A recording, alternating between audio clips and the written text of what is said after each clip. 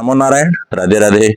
श्रीमद् भगवद गीता के 9वें अध्याय के दूसरे श्लोक में जो राज विद्या राजगुह्य योग का विषय है, भगवान अर्जुन से कहते हैं, अर्जुन, राज विद्या राजगुह्यम पवित्रमिदमुत्तमम् प्रत्यक्षावगमम् धर्म्यम् सुसुखम कर्तुमव्ययम्।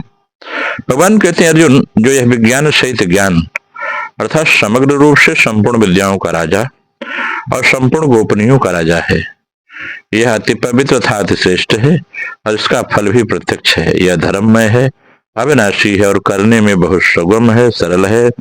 इसको प्राप्त करना भी बहुत सुगम है, यानी सरल है। तो इसकी चर्चा करते भगवान कहते हैं, राज विद्या का भाव क्या है? यह विज्ञान सहित ज्ञान संपूर्ण विद्याओं का राजा है, क्योंकि इसको ठीक तरह से जान लेने के बाद और कुछ जानना शेष नहीं रहता, इसलिए इसको राज विद्या कहते हैं। भगवान ने 7वें अध्याय के आरंभ में कहा कि मेरे समग्र रूप को जानने के बाद कुछ जानना शेष नहीं रहता। भगवान ने 15वें अध्याय के अंत में भी कहा है, जो असमूढ़ पुरुष मेरे को क्षर से अतीत और अक्षर से उत्तम जानता है, वह सर्वित हो जाता था, उसको कुछ जानना शेष नहीं रहता। इससे ऐसा मालूम होता है कि भगवान के सगुण निर्गुण साकार निराकार व्यक्त अव्यक्त आदि जितने स्वरूप हैं, उन सब स्वरूपों में भगवान के सगुण साकार स्वरूप की विशेष महिमा है। संसार में रहस्य की जितनी गुप्त बातें हैं, उन सब बातों का यह राज है, क्योंकि संसार में इससे बड़ी दूसरी कोई रहस्य की बात नहीं, इसलिए राजगुह्य कहा। जैसे नाटक में सबके सामने खेलता हुआ कोई पात्र अपना असली परिचय दे देता है, तो उसका परिचय देना विशेष गोपनीय बात है, क्योंकि वह नाटक में जिस स्वांग में खेलता है उसमें वह अपने असली रूप को छिपाए रखता है। ऐसे ही भगवान जब मनुष्य रूप में लीला करते हैं, तब अभक्त लोग उनको मनुष्य मानकर उनकी अवज्ञा करते हैं। इससे भगवान उनके सामने अपने आप को प्रकट नहीं करते, परंतु जो भगवान के एकांतिक प्यारे भक्त होते हैं, उनके सामने भगवान अपने को प्रकट कर देते हैं। यह अपने आप को प्रकट कर देना ही अत्यंत गोपनीय बात है। पवित्र विदम का अर्थ है कि इस विद्या के समान पवित्र करने वाली कोई दूसरी विद्या है नहीं। यह विद्या पवित्रता की आखिरी हद है। पापी से पापी, दुराचारी से दुराचारी भी इस विद्या को बहुत जल्दी धर्मात्मा बन जाते हैं तथा पवित्र बन जाते हैं, शाश्वती शांति को प्राप्त कर लेते हैं। अर्जुन ने भगवान को परम पवित्र बताया है। पवित्रम परमम भवानः न ही ज्ञानेन सदृशम पवित्रमिद विद्यते।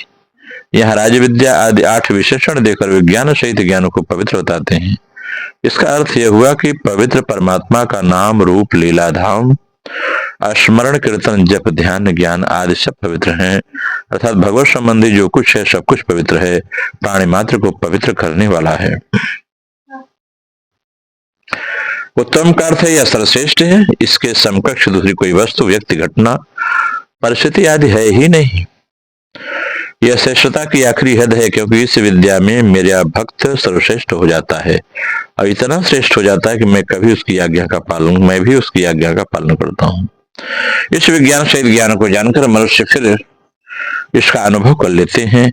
उसके लिए भगवान कहते हैं कि वे मेरे में है और मैं उनमें हूँ, अर्थात वे मेरे में तल्लीन होकर मेरा स्वरूप ही बन जाते हैं। प्रत्यक्षावगमम का अर्थ है इसका फल प्रत्यक्ष है। जो मनुष्य इस बात को जितना जानेगा उतना ही अपने में विलक्षणता का अनुभव करेगा। इस बात को जानते ही परम गति प्राप्त हो जाए, यह इसका प्रत्यक्ष फल है। धर्म्यम माने धर्ममय है। परमात्मा का लक्ष्य होने पर निष्काम भाव पूर्वक जितने भी कर्तव्य कर्म किए जाएं, वे सब के सब इस धर्म के अंतर्गत आ जाते हैं। अतः विज्ञान सहित ज्ञान सभी धर्मों से परिपूर्ण है। दूसरे भगवान ने अर्जुन को कहा है कि इस धर्म में युद्ध के सिवाय क्षत्रिय के लिए दूसरा कोई श्रेष्ठ साधन नहीं है। इससे सिद्ध होता है कि अपने अपने वर्ण आश्रम आदि के अनुसार शास्त्र विहित जितने कर्तव्य कर्म हैं वे सभी धर्म हैं। इसके सिवाय भूत प्राप्ति के जितने साधन है, भक्तों के जितने लक्षण हैं, उन सब का नाम भगवान ने धर्म्यामृत रखा है। वे सभी भगवान की प्राप्ति कराने वाले होने से धर्ममय हैं। अव्ययम का अर्थ है इसमें कभी किंचन मात्र भी कमी नहीं आती, इसलिए अविनाशी है। अव्यय माने अविनाशी। भगवान ने अपने भक्त के लिए भी कहा है कि मेरे भक्त का विनाश नहीं होता, पतन नहीं होता। न मे भक्त प्रणश्यति। कर्तुम सुसुखम का अर्थ यह है कि यह करने बहुत सुगम है। पत्र, पुष्प, जल, फल इत्यादि चीजों को भगवान को मानकर भगवान को देना कितना सुगम है। चीजों को अपनी मानकर भगवान को देने में भगवान उनको अनंत गुना करके देते हैं, और उनको भगवान की ही मानकर भगवान को अर्पण करने से भगवान अपने आप को ही दे देते हैं। तो इसमें क्या परिश्रम करना पड़ा? इससे तो केवल अपनी भूल मिटानी है। मेरी प्राप्ति सुगम है, सरल है, क्योंकि मैं सब देश में हूँ, यहाँ भी हूँ, सब काल में हूँ और भी हूँ। जो कुछ भी देखने सुनने सुनाता है उनमें मैं ही हूँ। जितने भी मनुष्य हैं उनका मैं हूँ और वे मेरे में हैं। परंतु मेरी तरफ दृष्टि रखकर प्रकृति की तरफ दृष्टि रखने से वे मुझे प्राप्त न होकर बार बार जन्मते मरते रहते हैं। अगर वे थोड़ा सा भी मेरी तरफ ध्यान दें तो उनकी मेरी अलौकिकता विलक्षण दिखने की लग जाती है, और प्रकृति के साथ अपना संबंध नहीं है और भगवान के साथ संबंध है, इसका अनुभव हो जाता है। कर्मयोग तथा ज्ञान योग राजविद्या है और भक्ति योग राजगुह्य है। प्रत्यक्षावगमम इसका अर्थ अपरोक्ष फल होता है कि कर्मयोग से शांति, ज्ञान योग से मुक्ति, भक्ति योग से प्रेम प्रत्यक्ष प्राप्त होता है। भगवान के शरणागत होने पर निर्भयता, निशोकता, निश्चितता और निशंकता प्रत्यक्ष में प्राप्त होती है। अपने स्वरूप की सत्ता जागने पर अपने होने का अनुभव प्रत्यक्ष है।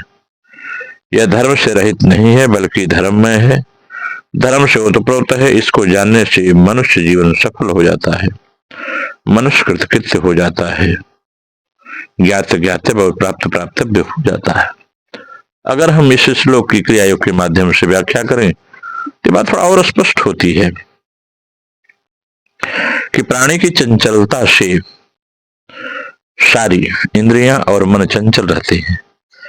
चंचल इंद्रियां निरंतर एक विषय से दूसरे विषय में दौड़ती रहती हैं। अब जब वो एक विषय से दूसरे विषय में दौड़ती रहती हैं तो जितनी देर तक विषय सामने है मन और इंद्रियों द्वारा उन विषयों में दौड़ना है, तब तक मन को विश्राम नहीं, शांति नहीं। परंतु ये विषय भी आत्मा से पृथक स्वतंत्र वस्तु नहीं है। अज्ञान से निवृत्त न होने कारण आत्मा को भी मन विषयाकार में देखता है।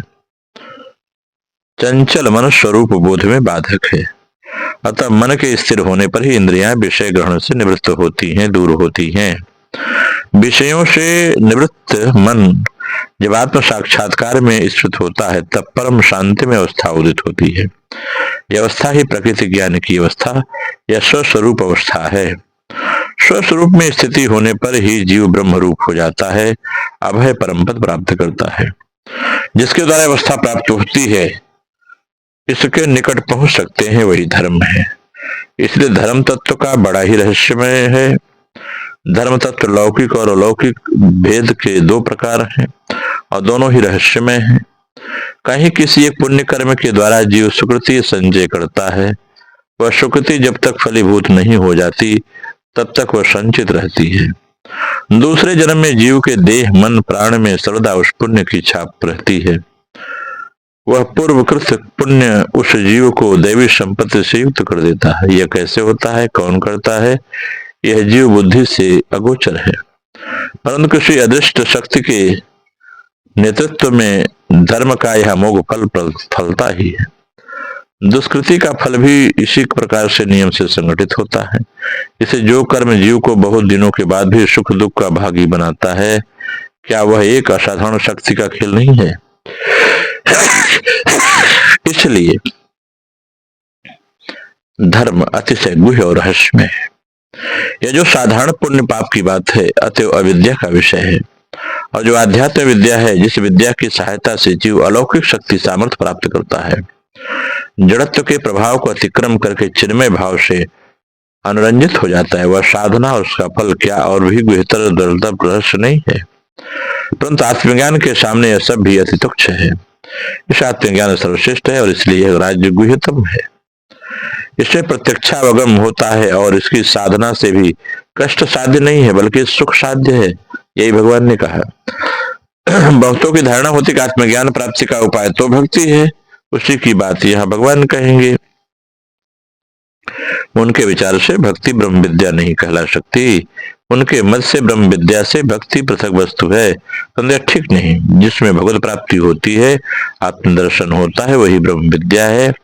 इस कारण भक्ति भी ब्रह्म विद्या के अंतर्गत है। शुद्ध ज्ञान मार्ग और योग मार्ग ही ब्रह्म विद्या का मार्ग नहीं है। जिसके द्वारा परमानंद स्वरूप ब्रह्म का प्रत्यक्ष अनुभव होता है, उसी के अनुरूप साधना भजन प्रवृत्ति का होना ही भक्ति का लक्षण है। भगवान के भजन में सुख और शांति बोध होने पर वह चाहे गान चाहे योग कर्म द्वारा हो, वही भक्ति लक्षण से युक्त ब्रह्म विद्या है। श्रद्धालु होकर जो साधना में प्रवृत्त होते हैं, वे मननशील पुरुष शास्त्रानुमोदित भक्ति के द्वारा उसके साथ यदि ज्ञान और वैराग्य मिलित हो, तो उस प्रकार की साधना के द्वारा उस विश्वात्मा भगवान को अपने चित्त में अनुभव करते हैं। ब्रह्म या परमात्मा को जो जीवात्मा के साथ अभेद भाव से अनुभव करने पर ही जीव ब्रह्म के साथ योग युक्त होता है। इस योग युक्त अवस्था में सब कुछ चित्त में परमानंद द्वारा परिव्याप्त जान पड़ता है और उस आनंद में हमारी बुद्धि मिलकर एक हो जाती है। इससे जीव को आनंद होता है, तब भगवान को भी आनंद होता है, क्योंकि उस समय दोनों एक हो जाते हैं। दोनों का आनंद एक ही आनंद होता है और उत्तम ऋषि धर्म निश्चित होने पर उसका फल प्राप्त होता है। भगवान को संतोष और भक्त को आनंद, यही प्रकृत आत्मज्ञान है। अतः आत्मज्ञान के द्वारा उसका प्रत्यक्ष अनुभव किया जा सकता है। भगवान कहते हैं कि यह आत्मज्ञान क्लेश साध्य नहीं है, यही प्राचीन ज्ञान है। इस विद्या के द्वारा साधक इस ध्येय वस्तु को जानता है, वही श्रेष्ठ विद्या है और गुह विद्याओं में वही सर्वश्रेष्ठ है। योनि मुद्रा में जो ज्योतिर्मयी कूटस्थ मंडल दिख पड़ता है, उसके भीतर कितने ही देवी देवता ऋषि मुनि बैठे दिखते हैं। उस कूटस्थ के कृष्ण वर्ण कर्णबारी के भीतर पुरुषोत्तम नारायण का दर्शन होता है। क्रिया अभ्यास करते करते जो देवता हो गए, वे समस्त नर देवता उनको प्रत्यक्ष अनुभव कर सकते हैं। जो देखते ही देखते आज्ञा चक्र की त्रिकुटी के भीतर ज्योतिर्मय शनकादि ऋषिगण नारदादि देवर्षिगण सभी उनका स्तमन करते हैं। तुम भी मुक्त होने पर उनमें अपने को देख पाओगे। यह अत्यंत रहस्यमय साधना है। गुरु इसे सहज ही किसी को नहीं प्रदान करते। अत्यंत रहस्यमय होने कारण ही इसको राजविद्या और राजगुह कहते हैं। तथा यह साधना बहुत कठिन नहीं है, इसका फल प्रत्यक्ष और स्थायी है। सदगुरु से साधना को जानकर साधना करने पर साधक कृतार्थ हो सकता है, परंतु सौभाग्य उदय हुए बिना किसी को सदगुरु की प्राप्ति नहीं होती।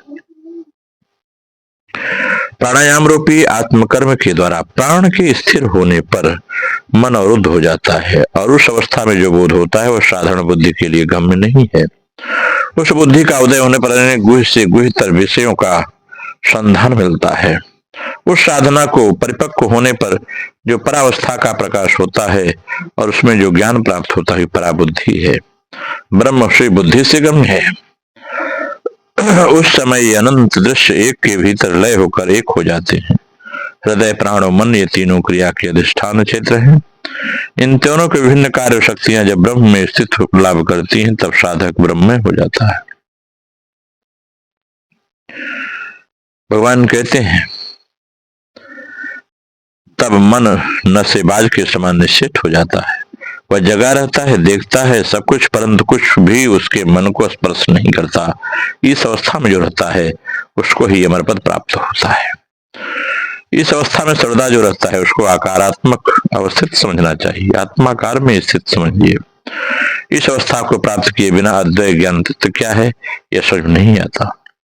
इस अवस्था में अवस्थित साधक क्षिति अप तेज मरुत और व्योम के भीतर जो निरंजन ब्रह्म है उसका अनुभव कर सकता है। उस साधक समय साधक भी ब्रह्म स्वरूप हो जाता है। ब्रह्ममय की पूजा का पुजारी ब्रह्ममय होता है। स्वयं ब्रह्ममय हुए बिना यह बोध होना संभव है। ब्रह्म इंद्रिय बोधगम्य पदार्थ नहीं है, वह निज बोध मात्र है। जो इस अवस्था को प्राप्त होता है वही कृतकृत्य हो जाता है। जिस प्रकार मिट्टी के द्वारा अनुलिप्त स्वर्ण भली भांति धोने पर तेजों में रूप को धारण करता है, उसी प्रकार देही आत्मतत्व का दर्शन करके द्वितीय रहित होकर शोकहीन और कृतार्थ हो जाता है। जीव शोक रहित अवात्मा अवस्था को कैसे प्राप्त होता है, ये बतलाते हैं। जब जीव दीप सदृश प्रकाश युक्त आत्म तत्व से युक्त होकर अपने आत्मा में ब्रह्म तत्व का दर्शन करता है, तब वह अज ध्रुव षड तत्व से विशुद्ध या तत्वातीत ब्रह्म को जानकर स्वपाश से मुक्त हो जाता है। इसी प्रकार अन्य उपनिषदों में इनकी चर्चा है। जो इस प्रकार जानते हैं कि मैं ही ब्रह्म हूं, वही सर्वमय होते हैं, और देवता लोग भी उनका अनिष्ट करने में समर्थ नहीं होते, क्योंकि वह उनके भी आत्मस्वरूप हो जाते हैं। और जो अन्य लोग अन्य हैं, हमारे उपास्य देवता अन्य हैं, इस भाव से अन्य देवता की उपासना करते हुए नहीं जानते। वे अज्ञ लोग जैसे गृहस्थी के लिए पशु होता है, उसी प्रकार देवताओं के सामने पशुतुल्य होते हैं। भगवान के स्वरूप में द्वैत भाव नहीं है। क्रिया की परावस्था में जिसका द्वैत भाव मिट जाता है, उसको यथार्थ द्वैत ज्ञान प्राप्त होता है। यही आत्मज्ञान है। साधना द्वारा भगवान के विशुद्ध स्वरूप का प्रत्यक्ष अनुभव हुए बिना किसी का ज्ञान निवृत्त नहीं होता। प्राणायाम के द्वारा चंचल चित्त के निरुद्ध हुए बिना भगवान का स्वरूप किसी को बोध का विषय नहीं बनता। अतः उच्च साधक के लिए सुख साध्य होने पर भी अयोगी पुरुष के निश्चय ही सुख साध्य नहीं है। नमो नारायण। राधे राधे। आप सबका मंगल।